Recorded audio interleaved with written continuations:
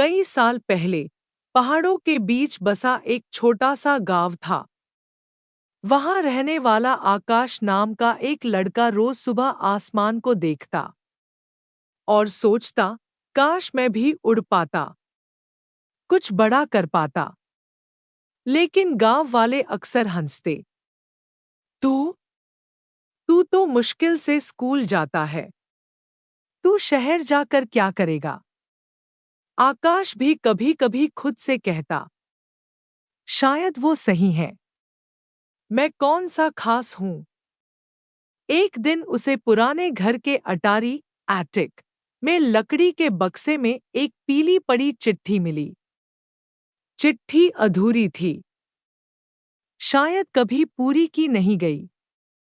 उसमें लिखा था, अगर तुम डर गए, हार गए, अगर तुम रुक गए, थक गए, पर अगर तुम बढ़ते रहे, तो एक दिन दुनिया भी कहेगी, तुम वही हो जिसे कभी किसी ने कम आंका था। चिट्ठी यहीं खत्म हो गई। आकाश ने सोचा, किसी ने कहीं लिखी थी, शायद मेरे लिए ही। अगर चिट्ठी अधूरी है, तो मैं इसे पूरा करूंगा अपनी जिंदगी से।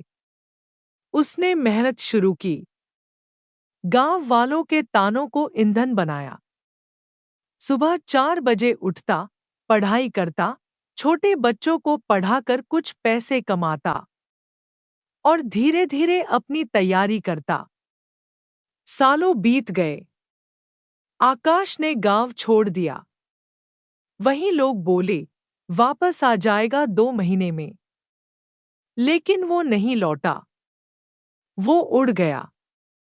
आखिरकार एक दिन न्यूज़ में आया, गांव का एक साधारण लड़का अब एक सफल वैज्ञानिक अपने देश का प्रतिनिधित्व कर रहा है अंतर्राष्ट्रीय मंच पर।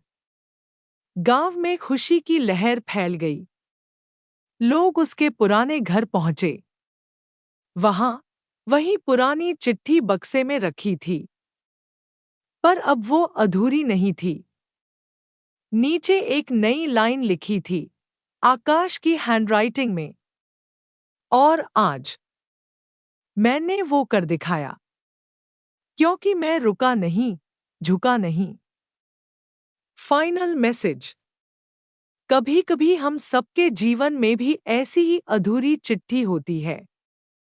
कोई सपना जो हमने किसी ताने की वजह से छोड़ दिया, कोई लक्ष्य जिसे हमने ये सोचकर दबा दिया कि मेरे बस का नहीं।